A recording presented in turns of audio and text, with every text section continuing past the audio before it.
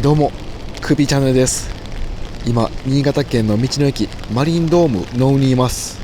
昨日、このジル520納車されて、そのまま車中旅に来ています。これから高速道路で南の方に進み、富山県あたりで車着予定です。今回の高速道路車着旅で確かめたいのが高速道路の走行性能です。このキャンピングカーはかなり大きいです。高さは3メーター近くあります。横風やトラックの追い越しなどでどのぐらい揺れるのか、中古で購入したんですけど、このタイヤホイールとタイヤが前のオーナーさんワイド化されています。タイヤの幅が広くなっています。少しは風への耐性が上がっていると思いますが、実際に体感します。今から走行する北陸道は今日風が強く大雨です。少し怖いので、やばそうだったらパーキングエリアに避難します。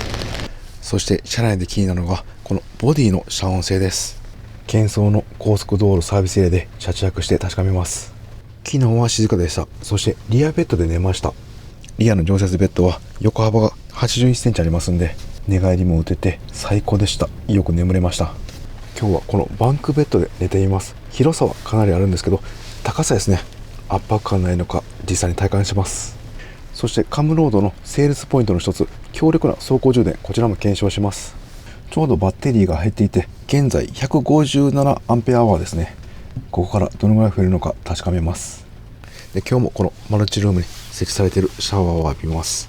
これお水のタンクなんですけど、まだ半分以上あります。4分の3ぐらいですね。1回のシャワーでここからどのぐらい減るのかも確かめます。それでは道の駅のショップでお昼ご飯や食材購入して高速道路旅に行ってきます。ここはカニが名物のようでたくさん売っています。ここもそうですね。もうずらっとカニが並んでいます。うわ、もう土砂降りです。うわ、風もすごい強い。いや、風やばいですね。これ高速道路上はかなり揺れそうです。怖くなってきました。とりあえず高速道路に向かいます。で、今エンジンつけたんですけど、アイドリング状態でどのぐらいサブバッテリーに電気充電されているか見てみます。今なんですけど、約50アンペア発電されています。で、電圧は 13.3 ワットに換算すると665ワットです。結構いいですね。走行してエンジンの回転数も上がれば発電量も上がってくると思います。現在は160アンペアアワーです。で、ここから計算していきます。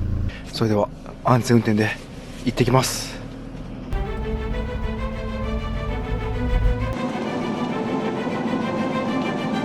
はい、高速入りました。現在フルコンを80キロに設定して走行しています。こちら前のオーナーさんがピボットのクルーズコントローラーつけておりました。操作方法はワイパーのレバーの奥についております。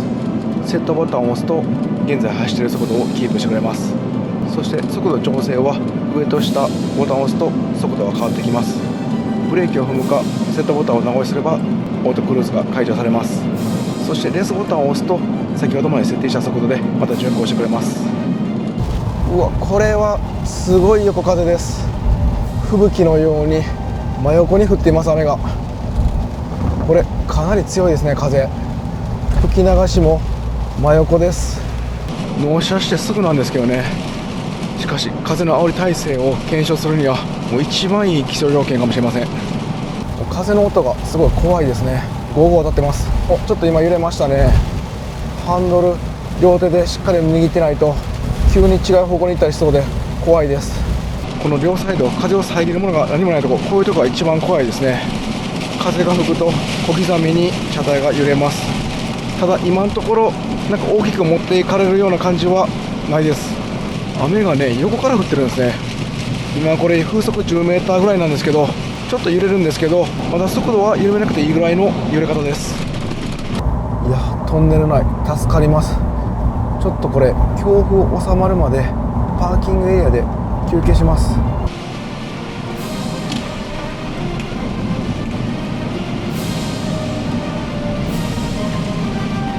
いやー、びっくりしました。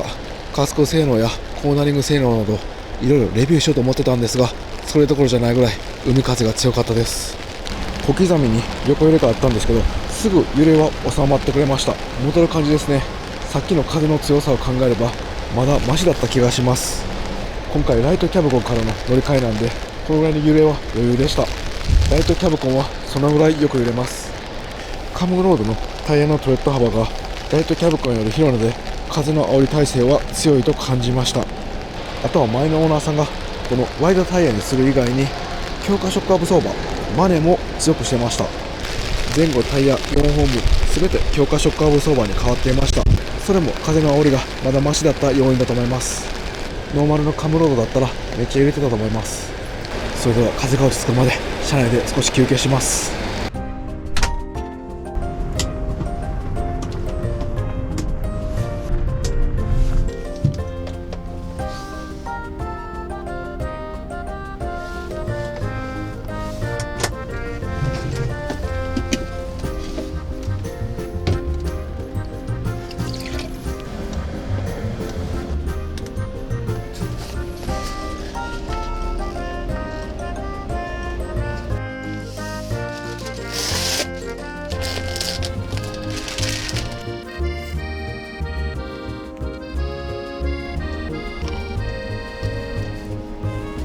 いただきます。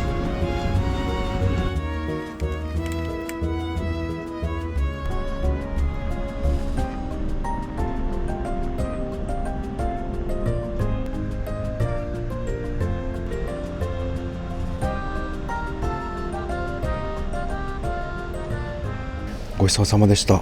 美味しかったです。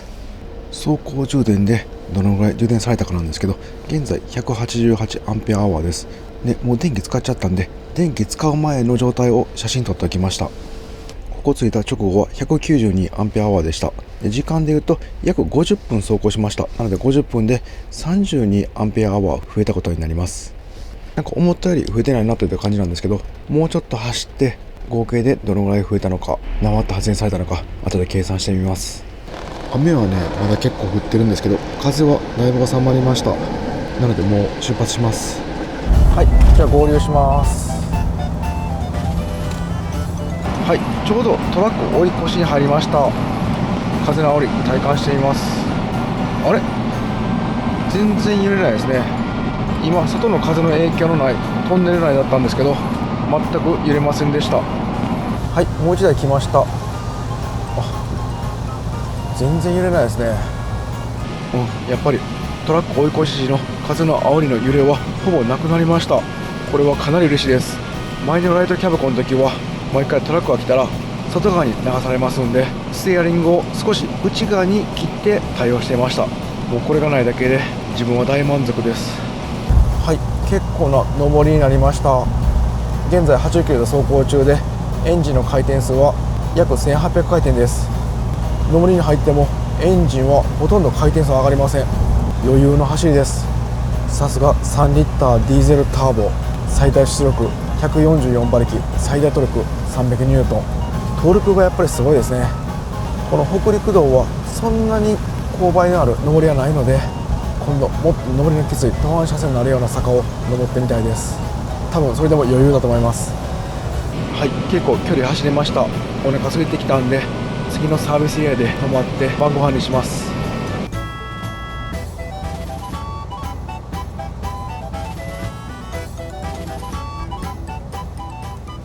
トラックいっぱいやな。空いてました。到着。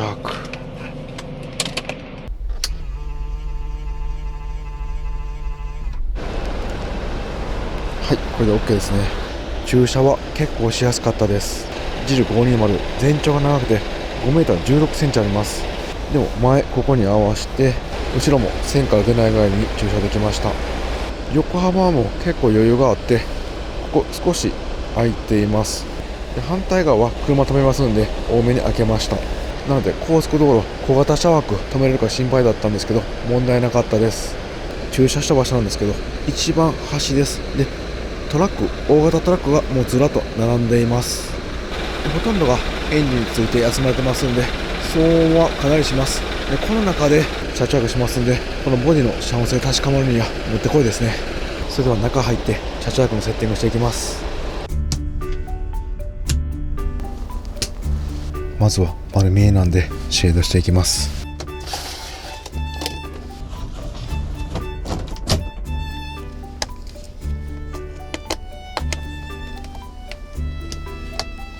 はい、完成しました。やっぱり夜になるとこのダウンライト照明がたくさんありますんですごい落ち着きます。現在外気温が 7.4 度、中が 17.6 度です。少し肌寒いのでキャンピングカー専用の FF ヒーターつけていきます。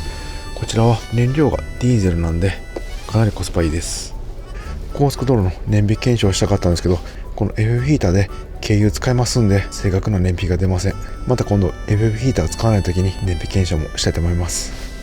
走行充電でどのぐらい充電されたかなんですけど、現在 228A でした。76分走行して 43A 増えたことになります。まとめると今回の走行充電走った時間が129分で、増えた容量が 75A、 ワットアワーに換算すると 900Wh です。で129分なんでもう2時間として考えて、で1時間で計算すると増えた容量が 37.5A、 ワットアワー換算で 450W ぐらい。意外と少ないですね。カタログ値の半分ぐらいじゃないでしょうか。これはどこかで制御されているか、もしくは何か電装関係で原因があるかもしれません。今回はもう納車されたばっかしの旅なんで、また家に帰ってからじっくり調べたいと思います。そして気になった騒音なんですけど、車内入った時はエンジン音多少聞こえたんですけど、もう FF ヒーター暖房つけたらそっちの音の方が大きくて何も聞こえません。このぐらいの騒音でした。問題なく眠れそうです。また寝るときに FF ヒーター切りますんで、その時気にならないか眠れるのか体感したいと思います。それではシャワーの準備していきます。2時間以上走行したんで、もう温水ボイラーの温水が出来上がっていると思います。一度確かめます。あったかいお湯が出ています。ただですね、昨日はガスでお湯を温めたんですけど、その時に比べるとぬるかったです。お湯を温める方法は2つ。ガスで温めるか、走行中のエンジンの熱を利用したラジエーターで温めるかです。でガスの場合はですね、冷えたらまたガスがついて自動的に温度を高めてくれます。でラジエーターの場合はもう走行しないんで温めることがないと思います。ということはずっとお湯を出していて、ガスで温めなければどんどん冷めていって、やがてシャワーが浴びれない温度になるかもしれません。温水ボイラーのタンクは生活用水から注入される仕組みになってます。なのでどんどん温かいお湯の中に水が入ってくるんで温度が下がってくると思います。ちょっと今回はそれ気になりますんで、もうガスはつけずにこのままシャワー浴びてみます。はい、生活用水のタンクの容量は半分以上あります。それではまずマルチルームのシャワーセッティングしていきます。でトイレを横にしてスペースを広げます。まずシャワーカーテン、こちらを伸ばしてトイレかからないようにします。そしてこの上部にある収納棚に入れているボディーソープとシャンプーリンスですね、ここに置いて、あと水切りもセッティングして、で入り口のシャワーカーテンですね、こちらも閉めます。これで外に水が出なくなります。一応床にタオルと着替えのクーピーチャンネル T シャツ白を用意すれば完了です。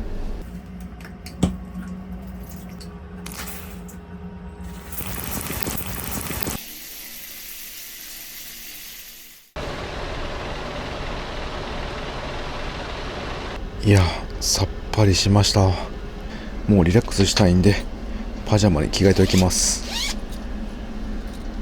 で気になっていたガスを使わずにずっとあったかいお湯が出るのか問題なんですけど、だんだんぬるくなってきました。なので慌ててここにスイッチありますんでガスの回線してボイラーの電源つけました。そうするとあったかいお湯が出てきました。なのでシャワー浴びるときはガスが必須になってきますね。これは今回2時間以上走行しました。だけど熱々まではなってませんでした。シャワーは浴びれる程度なんですけど、だんだんぬるくなってくるんで浴びれないことはないけど冬場は風邪ひいちゃうと思います。シャワー終わって生活用水のタンクは半分よりちょっとありますね。2回シャワー浴びてこんだけあるんで、もしかしたらあと2回入れるかもしれません。今日は結構温度が低いんでやっぱりちょっと寒かったですね。FF ヒーターは必須になると思います。はい、じゃあシャワーの後は水切りしていきます。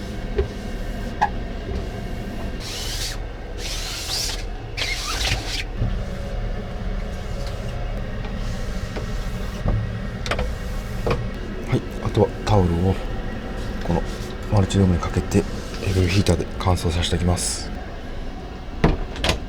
FF ヒーターはすごい乾燥するので、もう髪の毛ドライヤーせずに乾いてきました。とりあえずノンアルコールビールいただきます。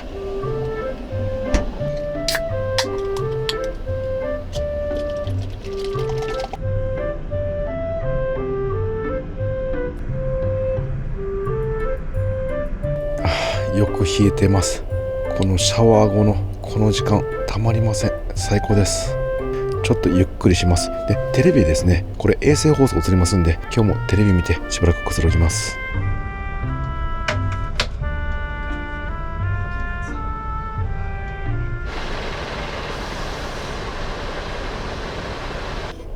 はい、それでは晩ご飯にします。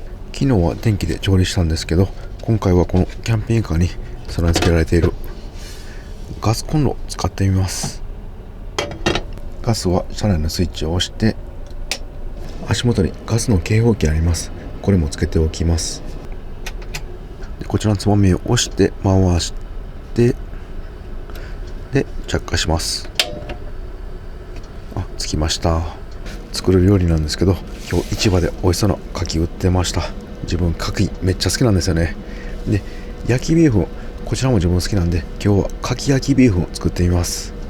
で今日もレンジフードで換気していきますんで、まずは窓を開けて空気を取り込みます。これ加熱用の牡蠣なんでしっかり焼いていきます。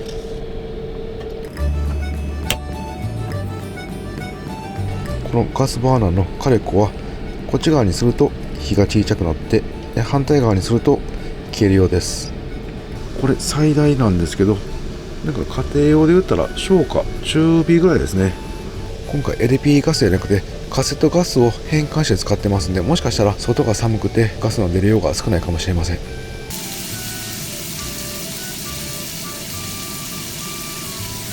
それではあとはキノコと野菜を焼いていきます。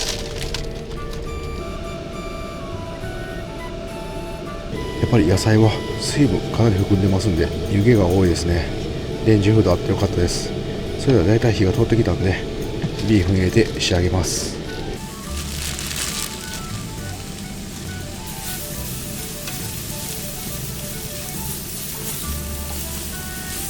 あとは付属のタレをかけて完成です。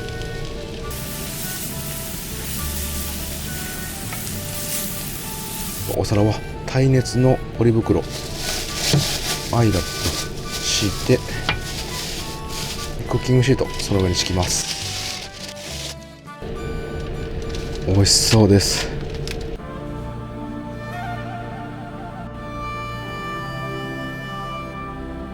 なんかガスが使えると本当に家で作ったような料理がいただけますね。それではいただきます。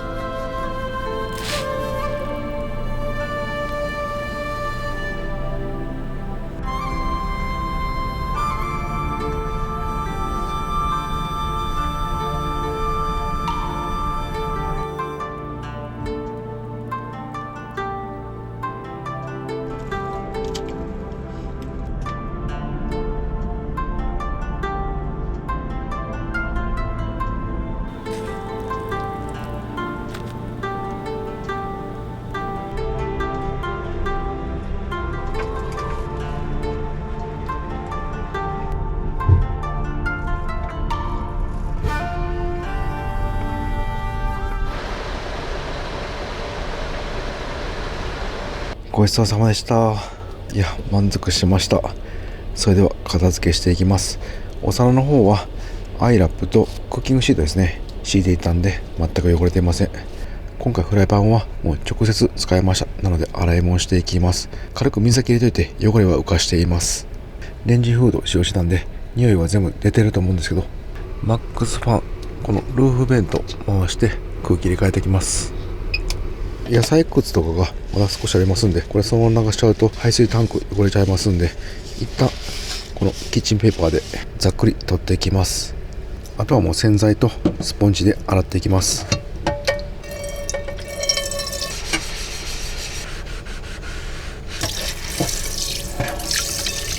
はい、綺麗になりました。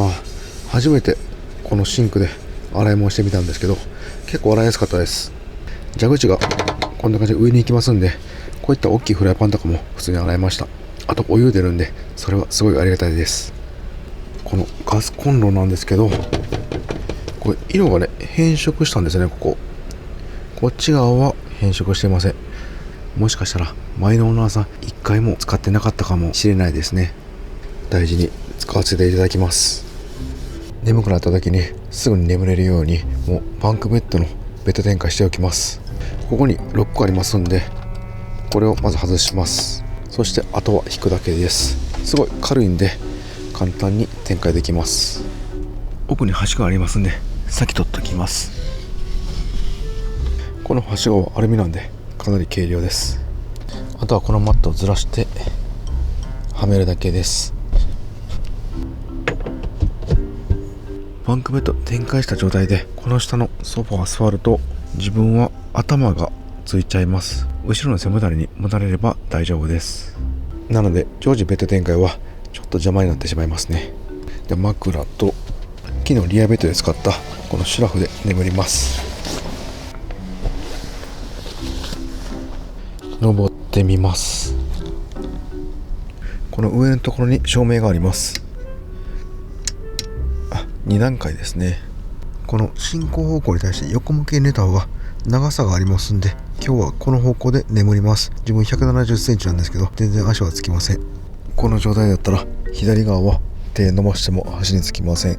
で、右側もちょうど端につくぐらいなんでかなり広々眠れます。で、高さはこっち側の方が高いんですけど、この真ん中あたりでもそんなに圧迫感ないんで眠れると思います。一応大人3人眠れるらしいんですけど、3人だったら結構ぎゅうぎゅうだと思いますんで2人ぐらいがちょうどいいかなと思います。で、これ落下防止ネットがあります。これだったら落ちないんで安心して眠れますね。このバンクベッドの高さから見るサービスエリアってなんか面白いんですよね。すぐ後ろの大型枠は全てトラックで埋まってるんですけど、今暖房の F フィーターも切ってるんですけど、ほんの少し聞こえるぐらいなんで問題なく眠れそうです。このバンクベッドで体横になってるだけで眠たくなってきました。それでは先にもう歯磨きを終わらしておきます。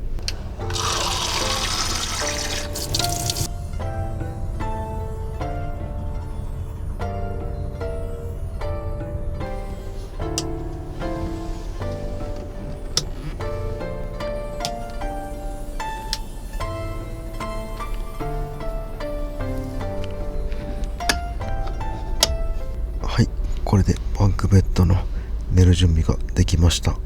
結構この空間落ち着きます。今日はこのサービスエリアの夜景を見ながらぐっすり眠ります。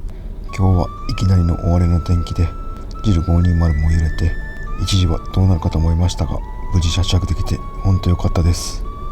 明日は晴れ予報です。北陸道は走行していて景色がいいので明日も楽しみです。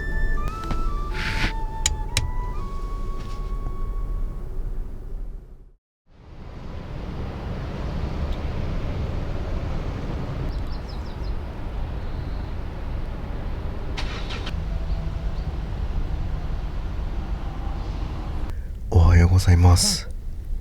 特に騒音で起きることもなく快眠できました。朝方は少し寒かったです。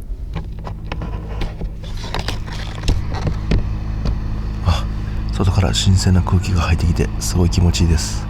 バンクベッドの寝心地なんですけど、高さは問題なかったです。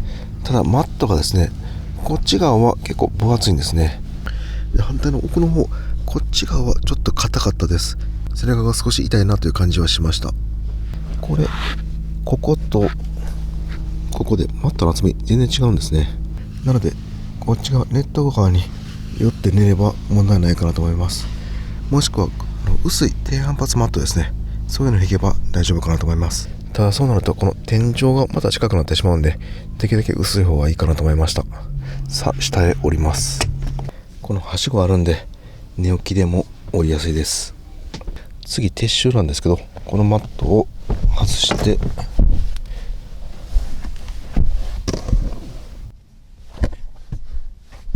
次はしごを外して、あとは押すだけ。これなら朝でもあまり煩わしくないですね。窓がすごい多いんで車内は電気つけなくても十分明るいです。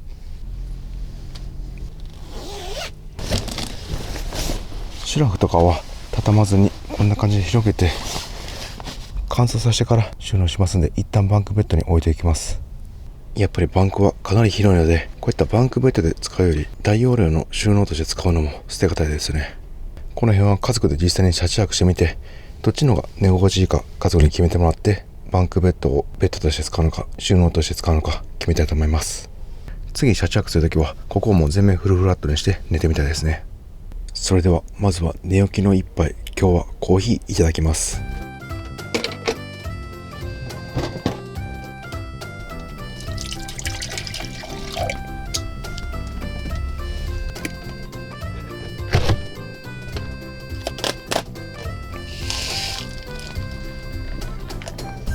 いただきます。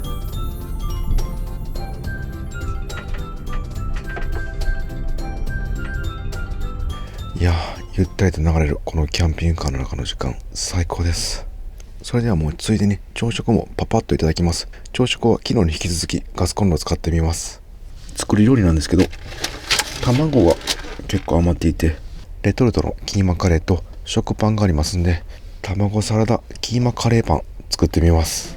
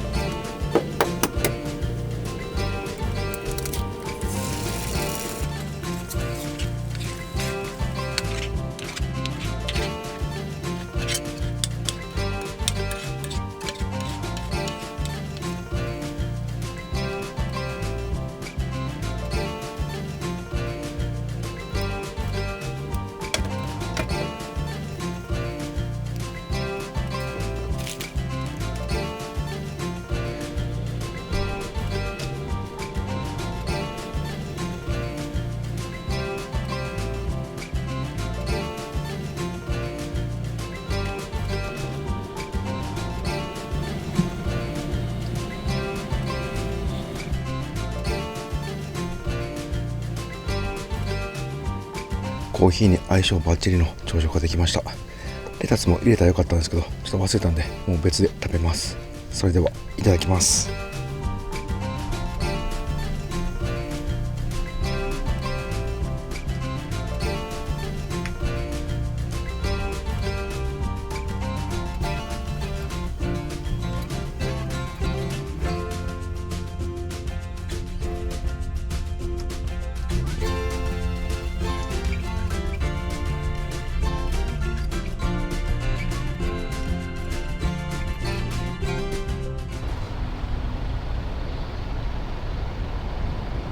ごちそうさまでした。美味しかったです。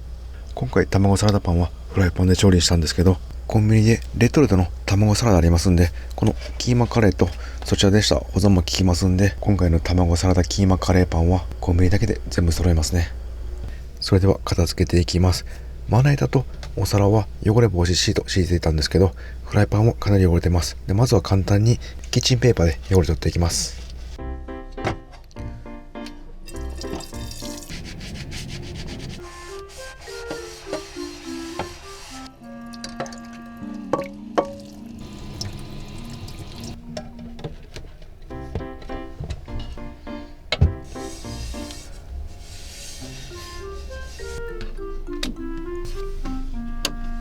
はい、これで綺麗になりました。サービスエリアのお土産屋さんがかなり充実しますんで、再出発の前にお土産だけ買って帰れます。このシンク下の収納なんですけど、かなり容量入ります。ちょっと今回は乱雑に入れたんですけど、ちゃんと仕切りとかやればいろんなものが入りそうです。最終2泊3日してサブバッテリーの残量なんですけど、192アンペアアワーです。現在ソーラーパネルからの入力もされてますんで、電気と冷蔵庫のみだったら減っていかない感じですね。そしてその横、この生活用水のタンクなんですけど、なんともうほとんどなくなってきました。昨日シャワー入った後は半分以上あったんですけど、その後このシンクで洗い物、歯磨き、そして朝の洗い物ですね。これでかなり減ったようです。シャワーのお湯はボイラーであらかじめ別のタンクに水が移ってます。約20リッターで、そこから生活用水も足して混合泉として適温が出ます。なのでシャワー使うだけだったらこの生活用水タンクはあまり減らないんですね。ここから直接お水を出すとかなり減るようです。これ今回一人で2泊3日の車中泊旅だったんですけど、家族も増えて歯磨きの回数も増えるとちょっと心配になってきました。ここのリアベッドの下、20リッターほどの清水タンクがあります。これ飲み水用です。清水タンクはこの蛇口から出ます。今回は水入れてません。横の生活用水タンクは67リッターです。なのでリアの清水タンクも飲み水じゃなくて生活用水タンクとして家族車中泊の時は入れていくと思います。そっか、67リッターって意外とすぐ減るんですね。なんかすごい大容量にあるような感じなんですけど、このお水洗い物するとき、できるだけもう本当にちょっとだけ節水モードで使った方がいいですね。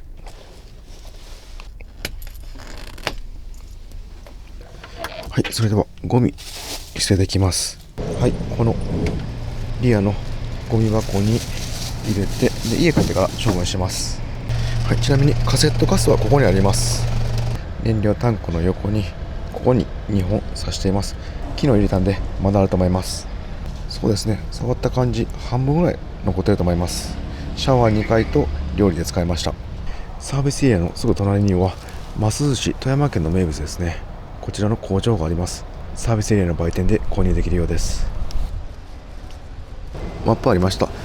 ここは富山県の一番西側になりますんで、富山県の観光やもうすぐ隣石川県なんで、石川県の観光に行くのにもいい場所ですね。それではお土産買ってきます。ずっと欲しかったケロリンの桶とタオル買ってきました。こんなとこ売ってるんですね。汁に置いておいてシャワー浴びるときに公衆銭湯の気分を味わえます。今からまた高速道路戻ります。一般道ではコーナリング時あまりロールせずに走ってくれました。高速道路の高速域ではどうなんでしょうか。ジャンクションで体感します。でサービスエリア出るときに合流加速しますんで、一度40キロから80キロまでの加速フル加速してみます。そしてタイムも計測してみます。いや今日はめちゃくちゃいい天気ですね。それでは安全運転で再出発します。現在40キロです。じゃあフル加速でいきます。せーの、はい。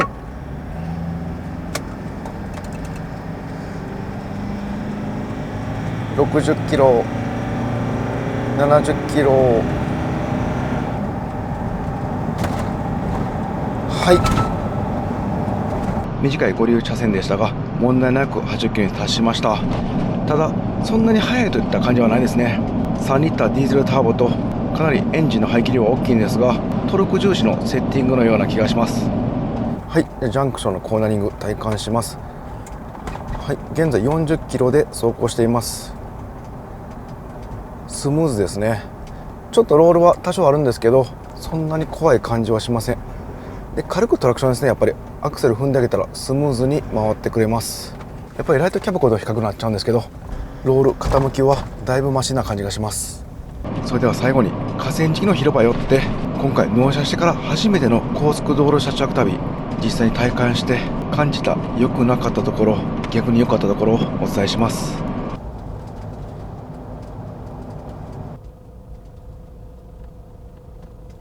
無事事故もなくどこにもぶつけることなく納車車中旅終わりました。楽しかったけど今はホッとしてるっていうのが本音です。運転の操作で今気づいたことがありました。これカムロードのシュートレバーなんですけど、ここにオーバードライブオフスイッチっていうのがありました。ここを押すと一番高いギア4速に入らなくなります。高速道路などきつい登れるときにこちらのオーバードライブオフスイッチを押しとけば4速に入らないので3速で力強い加速で登ってくれます。ただ今回きつい登りなかったんで使うことはありませんでした。でもかなりトルクありましたんで、多分使わなくてもどんな高速道路でも登ってくれると思います。もっと登りのきつい山道とかだったら必要になるかもしれません。この辺もまた山道走行してみて検証してみます。それでは最後に今回の高速道路車中泊旅で感じたメリットデメリットをお伝えします。走行ではクルコンを使っていたので楽ちんでした。ずっと80キロです。たまに75キロぐらいでゆっくり走っている車を追い越すときに100キロぐらい出しました。そういう感じの走行をしていました。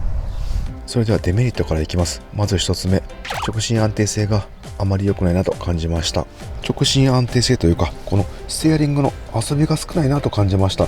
まっすぐ高速道路を走っていってハンドルを少し動かしただけで車が動く感じでした。常にステアリングをまっすぐに保つのを意識している感じでずっと走行していました。どの車もそれを意識するんですけど、より敏感に反応するような感じでした。2つ目なんですけど、これも13年前の車なんで仕方ないかもしれないんですけど、このライトがですね、すごい暗かったです。ここにリアのカメラを映してくれるバックモニターあるんですけど、これもすごい暗かったです。この辺は古い中古車なので、カメラの解像度や性能も当時のまま、しょうがないんですけど、やはり安全にかかりますんで買いたいですね。でも今すぐ乗れないわけではないんで、もうしばらくこのまま走ってみて、車検などの時に一緒に交換しようと思います。デメリット3つ目は最初から分かっていたんですけど、やっぱりバックの駐車は難しいですね。全長が 5m16cm なんで、やっぱ駐車枠できるだけ後ろまで下げときたいんですよね。で、あんまり出ないようにしたかったんでギリギリまで攻めるんですけど、このサイクルキャリアがついてるってのもあってカメラすごい見にくかったです。意外だったのは横幅は駐車に関してそんなに難しくなかったです。こちらも 2m6cm と幅いっぱいギリギリに止めるんですけど、この両サイドのミラーがすごい視認性良かったんで、本当に1センチ単位で調整できました。この辺は実際に体験してみないとわからないサイズ感だなと思いました。カメラ強化したいですね。そして高速降りて街乗り時ですね、道が細くて対向車トラック来るときですね、ちょっと緊張します。ギリギリまで走り寄せないとぶつかりそうな気がしました。ただ一般の道路は横幅 2.5m あるので余裕があるはずなんですが、実際運転してみると結構ギリギリだなと思いました。この横風の揺れですね、意外と少なかったです。今回大荒れの天気で 10m 以上の横風に遭いましたが、思っているより揺れなかったです。高さも 3m 近くあるのに意外でした。もちろんないことはないんですけど、思っている以上に揺れなかった感じです。感覚的には風速 10m ですね。真横できつい風、それ以上になってくるとちょっと怖いかなという感じでした。そしてもう一つ気になっていたトラックの追い越し時の揺れです。自分は走行車線を80キロでずっと走っていたんですけど、追い越し車線からやっぱトラックが抜いていくんですね。その時に追い越しの風圧でキャブコンはよく揺れます。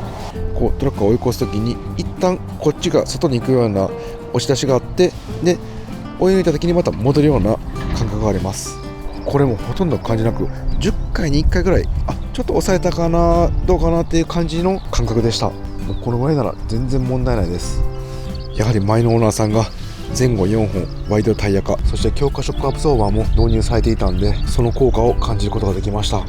次良かったのはコーナーリング時の安定感です。このロールが思ったよりも少なかったです。コーナーリング時にこの傾く力ですね、これが少なかったです。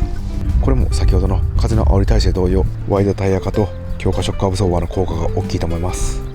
それとバンテックさんのソリッドスクエアフレームもあると思います。このシェルの支えている下ですね、土台が基礎みたいな感じでしっかりしたスクエアフレームが組まれています。なんて言うんですかね、一体感があります。普通曲がるときステアリングを切ってこう右に回るときに最初頭が曲がってからその後後ろが遅れて回る感じがあるんですけど、それが少なく一体感、合成感を感じました。曲がってて楽しかったです。ただコーナリング性能、風の煽り耐性いいと言ってもフィアットのデュカトにはかなわない感じです。メリット3つ目はシングルタイヤの乗り心地、結構良かったです。足回り強化されているので硬い感じはあるんですが、このリアがシングルタイヤなので路面の凹凸ショックがダブルタイヤよりやはり伝わりにくいです。自分ダブルタイヤも何回も乗ったことあるんですけど、シングルタイヤの方が乗用車に近い感じでした。ダブルタイヤもお金かければ乗り心地良くなるんですが、シングルタイヤはそのままで乗り心地がいいですね。特に自分は前のキャンピングカーがライトキャブコンのダブルタイヤからなのでかなりよく感じました。ただこれは運転席座っての話なので後部座席はどうでしょうか。後で家帰ってから嫁に感想を聞いてみます。どんな反応か楽しみです。それでは車内です。今回納車されて2泊目の車中泊です。前回と別に新たに感じたことがあったのでお伝えします。まずはデメリットからなんですけど、1つ目、走行充電の発電量が思ったより少なかったです。今回の高速道路車中泊旅では1時間あたり約37アンペアアワー充電されていました。ワットに換算すると 12V で444ワットです。カタログではマックス80アンペアだったので半分以下という結果になりました。多分燃費良くなるようにオルタネーターの発電量を抑えられてるんだと思います。これは改善したいですね。多少燃費悪くなっても発電量をアップしたいです。2つ目のデメリットは車内なんですけど、結構ですね外の空気入ってきます。気密性はそんなに高くないなと思いました。少し寒かったですね。この冷蔵庫の上から冷たい風と、運転席がこれ仕切りカーテンあったんですけど、その隙間から冷たい風が入っていました。今回外気温はそこまで寒くなかったんですけど、それでも朝寒かったです。これ真冬だったら辛そうです。ただ酸素不足にはならないと思います。この冷蔵庫の上の気密性と、運転席とこちらを仕切っている仕切りカーテンの気密性を改善したいですね。3つ目はガスコンロの傾きです。いつもは電気、この IH 調理器で調理してるんですけど、これもし車が傾いていてもここになんか挟めば平行になります。でもガスコンロの場合はもう調整できないんですね。もし車が少しでも傾いていたら目玉焼きが端に寄っちゃいます。車内で調理するときは駐車した場所の水平が大事ですね。もしくはレベラーが必要ですね。あとはこのガスコンロですね、結構形状が複雑なんで掃除はしにくかったです。これ外れますね。ただ外れてもやっぱり電気に比べると掃除の時間はかかるなと思いました。次はデメリットまでいかないんですけど、気になったことをお伝えします。この生活用水タンク67リッターと大容量なんですが、意外と2泊3日で節水してもなくなってしまいました。特に洗い物ですね。これがこんなちょっとだけ出すっていうのが結構難しいんですよね。なんか前の時はもっと調整しやすかったんですけど、こんな感じで高い鍋とかやるときに上げるんですけど、もうちょっとだけ出すとこんな感じで下に垂れていっちゃいます。でガッて出さないと洗いにくかったです。これは何か下に溜めて洗うか対策しないと少ない水では洗いにくいなと思いました。こんな感じで伸びるシャワーホースタイプだったら少ない量でも洗いやすいんですけどね。次はメリットです。先ほどガスコンロデメリット挙げたんですけど、やはりこのガスの実用性ですよね。電気に比べると軽くもあるし長時間使用できるので、災害時はもちろん通常の車中でもかなり実用的でした。特にこれから夏場エアコン使うんで、電気を全てこっちに使いたいんですよね。その時電気の調理使うと電気かなり使ってしまいます。ガスを使用すると全ての電気をエアコンに回せるので、夏も快適に車中できそうです。ただこれファンをかなり強くしないと熱が出ますんで、車内も暑くなりそうです。この辺は夏に実際に使って確かめていきたいと思います。今回バンクベッドに寝てみてかなり実用性があるなと思いました。キャンピングカーによっては意外と天井が低くて圧迫感があって使えないバンクベッドも多いんですけど、これは本当にベッドとして使えるバンクベッドでした。というのも前のライトキャブコンの時自分も寝たことあるんですけど、やっぱり圧迫感があってちょっと寝れなかったんですよね。嫁も結局1回だけ使用しただけでした。なのでバンクベッドは収納として使ってたんですけど、このバンクベッドは高さも十分、寝返りも1人だったら3回ぐらい連続でできます。そしてベッド展開も早いので頻繁に使うと思います。3つ目は遮音性の高さです。今回の高速道路車中旅で気になっていましたが、この真後ろでエンジンつけられたトラックがいても眠れました。遮音性は高いと思います。そして横に車も来てたんですけど、これも問題なかったです。やはりこれはキャブコンにして本当に良かったと思うポイントですね。次は番外編なんですけど、この衛星放送ですね、意外と良かったですね。自分家では見ないんですけど、こういった旅先で衛星放送を見るのもありだなと思いました。というのもですね、前のキャンピングカーもアンテナがあったんで地上デジタル見れるんですけど、車中泊するポイントって意外と電波入らないんですよね。なのでもうテレビは飾りでした。ネットつなげて YouTube 見るぐらいでした。でも衛星放送はこの屋根の後ろについていて、どんな場所でも見ることができます。前のオーナーさんがこのテレビに力入れてた理由が分かりました。ただ自分の場合は子供がいるので、このサイズ考えないといけないので、また嫁と相談します。最後メリット4良かったと思ったのは、運転席乗り降りの時に雨に濡れにくかったです。ここなんですけど、雨がこっから流れるようになってます。この助手席からフロント通って運転席側もあります。今回土砂降りだったのでしっかり体感できました。乗り込む時や出る時、キャブコンだと運転席付近滝のように流れるんですよね。何気にストレスになるので地味に嬉しかったポイントです。これからは重量にも気をつけて家族で車中旅を楽しみたいと思います。何でもかんでも乗せるんじゃなくて軽量化しつつ厳選していきたいと思います。ジル520の許容荷重が3400キロでした。この車の車重は2900キロです。意外と3トン以下なんですね。自分の家族は3人なんで、3人になってもまだ330キロぐらい荷物乗せられます。リアがシングルタイヤなんで、より一層重量に気をつけていきます。それでは家に帰って嫁にお披露目してきます。どんな反応するんでしょうか。楽しみです。ここめっちゃいいやん。でっかいな。あ、ちょっと待って。テレビでっか。テレビでっかいの。あ、わあ、取れた。シャワーだ。そうそう、これ怖い怖い。怖い。もう今日ここで寝ようかな。かもしれない。めっちゃいいやん。うん、素晴らしい判断だと思います。